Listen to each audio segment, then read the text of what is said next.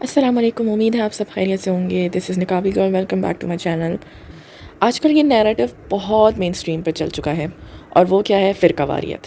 لوگ ایک دوسرے کے فرقے کو تنقیدی نگاہ سے دیکھتے ہیں. شیعہ سنی کو تنقیدی نگاہ سے دیکھتا ہے. پھر سنی میں بھی مزید فرقے ہیں، دیوبندی الگ، اہل حدیث الگ، بریلوی الگ.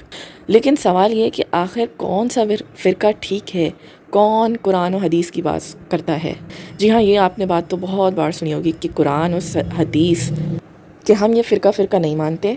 ہم قرآن و حدیث، ہم قرآن اور سنت کو مانتے ہیں اور اسی پر چلتے ہیں.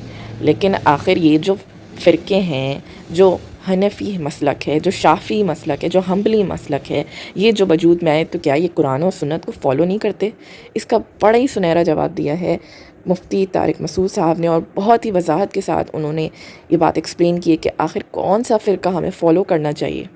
تو آپ یہ ویڈیو پوری دیکھیں اینڈ تک، اور جائزہ کریں خود اپنا بھی، معاشرے کا بھی، اور پھر انشاءاللہ ہم اینڈ میں کامنٹ کرتے ہیں. مفتی صاحب، اکثر ہمارے علماء کہتے ہیں کہ جو چار مسلک ہیں، ہمارے چار بڑے امام جو ہیں، امام ابو حنیفہ اور باقی تین، تو ان میں سے کسی ایک کا چناؤ کرو اور اسی کے اوپر جو ہے اپنے سارے مسائل اور اپنی زندگی گزارو. تو اگر کوئی شخص جو ہے وہ ان چاروں کو فالو کرتا ہے اور ہر مسئلے پہ چاروں کی رائے سنے اور جس کی دلیل اس سے مضبوط لگے اس کو وہ فالو کرے، تو اس میں کوئی حرج ہے؟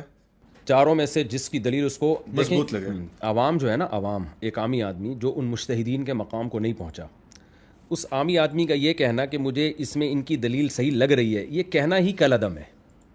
یعنی ایک ایسا ہے جیسے ایک پلمبر یا ایک میکینک جو ہے، وہ ایک ڈاکٹروں میں سے دو ڈاکٹروں کی رائے میں فیصلہ کر رہا ہو جو بڑے محقق ہیں، جس مسئلے میں وہ دو ڈاکٹر متفق نہ ہو سکیں، اور وہ امپائر بن کے کہہ رہا ہو کہ ایکچولی یہ جو ڈاکٹر ہے نا، یہ زیادہ صحیح کہہ رہا ہے. تو یہ اپنی اوقات سے بہت بڑی بھی بات ہوگی. یہ جو چاروں اماموں ہیں، یہ تابعین تبع تابعین کے دور کے ہیں، بہت بڑا مقام ہے ان کا. آپ ان کی سیرت پڑھیں، ان کے پاس احادیث بھی تھیں، اور ان کے پاس حدیثیں ایسے نہیں ہیں جیسے ہمارے پاس کہ لمبی لمبی سندیں. کسی کے پاس 2-3 سندوں کے ساتھ نبی تک حدیث پہنچتی تھی، کسی کے پاس 2 سندوں کے ساتھ. اور یہ صحابہ، تابعین، تبع تابعین کو نمازیں پڑھتے ہوئے دیکھ رہے تھے. یعنی جتنے بھی چاروں یہ جو ائمہ ہے نا، امام حنیفہ کوفہ تھا حضرت علی رضی اللہ تعالیٰ عنہ کی خلافت کا مرکز، اور عبداللہ بن مسعود کا. قرآن کا علم، حدیث کا علم کوفہ میں بہت زیادہ تھا. آپ جتنے محدثین دیکھیں گے جب وہ حدیث نقل کرتے ہیں تو زیادہ تر اس میں راوی کوفہ کے ہوتے ہیں. امام بخاری کہتے ہیں میں حدیث کا علم حاصل کرنے کے لیے دمشق اتنی دفعہ گیا، مدینہ اتنی دفعہ گیا، فلاں جگہ اتنی دفعہ، کوفہ اتنی دفعہ گیا کہ میں شمار نہیں کر سکتا. تو علم کا مرکز ہے. صحابہ، تابعین، تبع تابعین نمازیں پڑھ رہے ہیں، تو ان ائمہ نے، ان کا علم جو ہے مشاہدے پر مبنی ہے. ان کے لیے حدیث کے صحیح اور ضعیف ہونے کا فیصلہ کرنا بہت آسان تھا. پھر امام شافعی رحمہ اللہ تعالیٰ، وہ امام حنیفہ کے شاگرد، امام محمد کے شاگرد ہیں. تو ان کا بھی 2-3 سلسلوں کے بعد جا کے سلسلہ مل جاتا ہے رسول اللہ صلی اللہ علیہ وسلم تک. اور قریشی ہاشمی بھی ہیں امام شافعی. امام احمد بن حنبل امام شافعی کے شاگرد ہیں. امام مالک ان تینوں کے استاذ ہیں، اور تابعین کو دیکھ رہے ہیں اپنی آنکھوں سے امام مالک.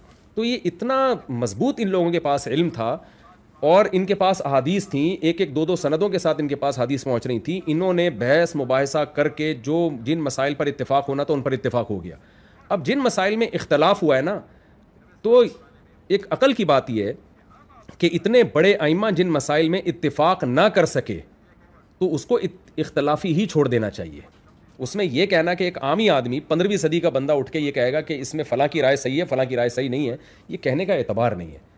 تو اس لیے اس کا نقصان یہ ہوگا کہ ایک عام شخص جب اٹھے گا نا، تو میں جیسے ایک واقعہ سناتا ہوں نا، ایک اہل حدیث کا میرے پاس فون آیا. بعض مسائل ایسے ہیں جو واقعات سنانے سے حل ہو جاتے ہیں. ایک اہل حدیث کا میرے پاس فون آیا اور کہنے لگا کہ میں ایک لڑکی سے نکاح کرنا چاہتا ہوں، اس کے ابا راضی نہیں ہے. لاہور سے فون آیا. مجھے لگا کہ یار یہ اہل حدیث ہے. میں نے کہا آپ کس مسلک کو فالو کرتے ہیں؟ آپ اہل حدیث ہیں؟ کہتے ہیں ہاں میں اہل حدیث ہوں. تو میں نے کہا اہل حدیث کیا؟ ایسا نہیں ہوتا. وہ اس حدیث سے استدلال کرتے ہیں ایما امرأۃ نکحت بغیر اذن ولیہا فنکاحها باطل باطل باطل. وہ کہتے ہیں بھائی نکاح باطل ہے تو آپ نہیں کر سکتے. کہہ رہے ہیں اہل حدیث میں قرآن حدیث کو مانتا ہوں. یہ ہوگا فیوچر میں. ہر آدمی اپنی خواہشات کی خاطر کبھی ابو حنیفہ کے قول کو لے رہا ہوگا، کبھی شافعی کے قول کو لے رہا ہوگا.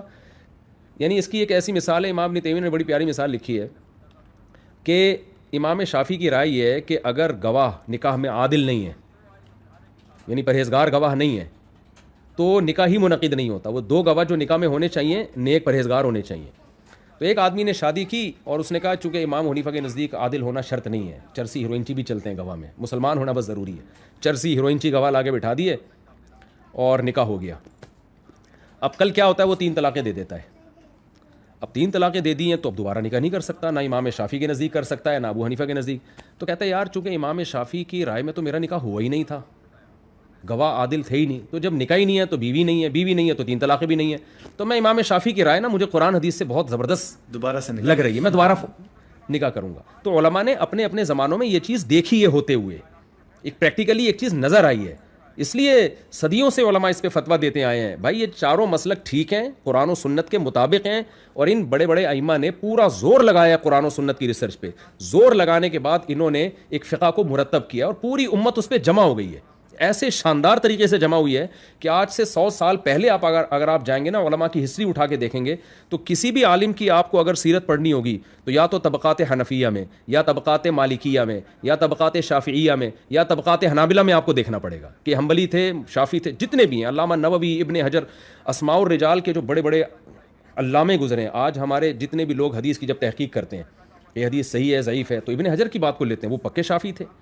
صحیح مسلم کی شرح جب بھی پڑھی جائے گی علامہ نووی کو پڑھا جائے گا, وہ پکے شافعی تھے. تو اگر آپ یہ کہتے ہو یہ حنفی شافعی سارے غلط تھے تو یار آپ تو 99% امت تو یتیم ہو جائے گی پھر, صحیح ہے نا. تو اتنی بڑی امت ایک چیز پہ جمع ہوئی ہے کہ بھائی جب یہ فقہ قرآن و حدیث کی تحقیق سے مرتب ہو چکا ہے تو اب انہی میں سے کسی ایک کو فالو کریں اور دوسرے کو ٹھیک سمجھیں. تو صدیوں سے اسلامی حکومتیں اسی پہ چلی آ رہی ہیں. ترکوں کی جو خلافت عثمانیہ تھی جنہوں نے اتنے بڑے خطے پر حکومت کی وہ حنفی تھے سارے. منگول جب مسلمان ہوئے ہیں نا تو سارے حنفی تھے وہ. اور ہمارے یہاں جتنے بھی لوگ اہل حدیث آپ کو ملیں گے 2-3 باپ دادا سے اوپر جا کے وہ بھی سارے حنفی تھے, یعنی 2-3 پشتوں کے پیچھے آپ جائیں گے نا تو وہ سارے حنفی. اگر ملیشیا میں جائیں گے تو پیچھے سارے شافعی ملیں گے آپ کو. تو جب امت ایک اتنے بڑے پیمانے پر ایک فقہ پہ جمع ہو گئی ہے, اب عوام کو اگر چھوڑ دیا جائے نا آزاد تو وہ نتیجہ نکلے گا جو اب سامنے آ رہا ہے. تو وہ اہل حدیث کا میں واقعہ مکمل کروں, میں نے ان سے کہا, میں نے کہا بھائی آپ اہل حدیث کو فالو کرتے ہیں تو ان کی تحقیق یہی ہے کہ نہیں ہوتا نکاح تو آپ نہ کریں. کہتے ہیں میں اہل حدیث کو نہیں مانتا, میں قرآن و سنت کو مانتا ہوں. تو میں نے کہا دیکھیں آپ قرآن و سنت کو مانتے ہیں تو اس سے پہلے مجھ سے کبھی کوئی مسئلہ کیوں نہیں پوچھا آپ نے, اس سے پہلے تو آپ نے کبھی نہیں مجھ سے رابطہ کیا. آج ہی آپ کو کیوں خیال آ رہا ہے کہ جی مفتی طارق مسعود تو قرآن و سنت کے مطابق فتویٰ دے گا اور وہ جو فلانے اہل حدیث عالم ہیں جن کو آپ آج تک فالو کرتے رہے وہ قرآن و سنت کے خلاف جائیں گے. تو میں نے کہا بھائی آپ کا مقصد قرآن و سنت نہیں ہے, آپ کو ایک لڑکی چاہیے, ایک یعنی یوں سادہ لفظ میں ایک ٹھڑک پوری کرنی ہے, اس پہ لیول کیا لگایا جا رہا ہے قرآن و سنت کا. تو میں نے کہا میں اس آپ کے لیے اس عمل کو ٹھیک قرار نہیں دیتا. تو میں تو اہل حدیثوں کو بھی بولتا ہوں کہ یار آپ اگر اہل نہیں بنتے حنفی, فقہ حنفی کو فالو نہیں کرتے, شافعی کو فالو نہیں کرتے تو کوئی بات نہیں, آپ ایک 5واں فقہ نکال لو. آپ قرآن و سنت سے مسائل نکال کے نا, جیسے فقہ حنفی میں آپ کو ملے گا کتاب الطہارہ, کتاب الوضو سے لے کر سارے حکام کتاب الحدود تک, تو آپ بھی ایک ایسی کتاب لکھو. ہم جہاں 4 کو برحق سمجھتے ہیں ہم 5ویں کے بیچ صحیح ہونے کا, ہم کہتے ہیں بھائی چلو ادھر نہیں تو ادھر چلے جاؤ. لیکن آپ کا کوئی فقہ مرتب ہی نہیں ہے, آپ کہتے ہیں ہم ڈائریکٹ قرآن و سنت کو فالو کرتے ہیں. بھائی آپ کریں فالو لیکن اس کو ریٹن فارم میں تو لے کر آئیں نا. کوئی لا دنیا میں ریٹن فارم کے بغیر چل سکتا ہے کیا؟ یہ لوگ کہتے ہیں صحابہ کیسے چلتے تھے. بھائی صحابہ کے دور میں تو حدیث بھی مرتب نہیں تھی, حدیث بھی ریٹن فارم میں تھوڑی تھی, وہ تو حدثنی فلان سے چلتے تھے. بعد میں اس کی ضرورت پڑی ہے, بھائی ریٹن میں ہونا چاہیے تاکہ لوگ بے لگام اونٹ کی طرح آوارہ گردی نہ کریں قرآن و سنت کے نام پہ. تو آپ ریٹن میں لے کر تو آئیں نا, لیکن اب نہیں ہو سکتا ایسے, کیونکہ اہل حدیثوں میں بھی مسائل میں اتنا اختلاف ہے. جب یہ ایک مرتب کریں گے فقہ تو اتفاق نہیں ہو پائے گا اس میں. لہذا یہ ان کے مدارس میں بھی ہماری ہی کتابیں پڑھائی جاتی ہیں, یا تو فقہ حنبلی پڑھا رہے ہوں گے یا فقہ حنفی پڑھا رہے ہوں گے. ایک اہل حدیث عالم ہے, میرے دوست ہیں, میں نے ان سے پوچھا, میں نے کہا آپ اپنے مدارس میں کیا پڑھاتے ہیں فقہ کی کتاب, جو قرآن و سنت سے جو مسائل ہیں وہ تو فقہ میں ہی مرتب ہو کے لکھے ہیں نا. انہوں نے کہا ہم قدوری پڑھاتے ہیں لیکن تنقیدی نظر سے. فقہ حنفی کی مشہور کتاب ہے ہدایہ پڑھاتے ہیں تنقیدی. میں نے کہا دیکھیں جس نصاب کی ابتدا ہی تنقید سے ہو رہی ہے نا اس سے تو پھر تنقیدی لوگ پیدا ہوں گے. کبھی بھی ایسا نہیں ہوتا. مثال کے طور پر ہم مدارس میں شیعوں کا نصاب پڑھانا شروع کر دیں اور تنقیدی نظر سے, تو شیعہ کہیں گے پہلے اپنا پڑھاؤ, درمیان میں ہم پہ تنقید کرتے رہنا نا, ٹھیک ہے. تو میں نے کہا بھائی آپ اپنا سلیبس بنائیں تاکہ ہمیں پتہ چلے بھئی یہ اہل حدیث کا متن ہے, ان کے قانون جو قرآن و سنت سے اخذ کیا یہ ان کا لا ہے, متن ہے یہ. پھر اس میں بیچ میں آپ کو لگے کہ حناف کیا یہاں قول ضعیف ہے تو آپ اس پہ تبصرہ کرتے رہیں, لیکن ایک چیز آپ کے پاس ہو جو اب تک ہے نہیں. تو امت کو بے لگام ہونے سے بچانے کے لیے یہ ضروری ہے کہ جو صدیوں سے فقہ مرتب ہوتا چلا آیا ہے اسی میں سے کسی ایک کو فالو کیا جائے, اس کا پابند بنایا جائے. یہ تھا مفتی طارق مسعود صاحب کا پرسپیکٹیو. امید ہے آپ کے ذہن میں بہت سی چیزیں کلیئر ہوئی ہوں گی, جیسے میرے ذہن میں بہت سے سوالات تھے وہ کلیئر ہوئے. اور آج کل کے جو جدید اسکالرز مارکیٹ میں آ رہے ہیں وہ قرآن و حدیث کا لیبل لگا کے بولتے ہیں کہ ہم بات ٹھیک کریں، باقی یہ جو فرقے شرکے ہیں ان کو تو پتہ ہی کچھ نہیں تھا، یہ تو ہم نے آ کے سب کو ٹھیک کیا ہے۔ تو ایسا نہیں ہے، وہ تابعین کے دور سے چلے آ رہے ہیں، سینہ بسینہ دین کو ہمارے ساتھ ہمارے سامنے لے کر آ رہے ہیں، ہمیں علم دے رہے ہیں، تو کیا وہ غلط ہو سکتے ہیں؟ کیا امت جس چیز پر جمع ہوئی ہو وہ غلط ہو سکتی ہے؟ ایسا بالکل نہیں ہے۔ ہم اپنے مطلب کے احکام دوسرے فرقوں سے لے لیتے ہیں جس کی شریعت میں گنجائش نہیں ہے۔ پھر امتحان کس بات کا رہا؟ یہ ایسی باتیں کر کے انہوں نے امت کو اختلاف میں ڈال دیا، ایک دوسرے کے بیچ میں نفرتوں کے بیج بو دیے۔ میں نے یہاں پہ پوری ویڈیو نہیں ڈالی، اگر آپ نے پوری ویڈیو دیکھنی ہے تو لنک ڈسکرپشن میں موجود ہے، آپ جا کے پوری ویڈیو دیکھ سکتے ہیں اور اپنا جائزہ کریں اور اپنا فیصلہ خود کریں، اور انشاءاللہ اگر نیت اچھی ہوگی تو اللہ تعالیٰ منزل بھی آسان کرے گا۔ اگر نیت سیکھنے کی نہیں ہوگی، سمجھنے کی نہیں ہوگی، تو پھر آپ بھٹکتے رہیں گے، اپنے ہی گھمنڈ میں، اپنے زوم میں رہیں گے اور سیدھے راستے تک نہیں پہنچ سکیں گے۔ This is it for today, this is Naqabi girl, ملتے ہیں کسی نیکسٹ ویڈیو میں۔ السلام علیکم ورحمۃ اللہ۔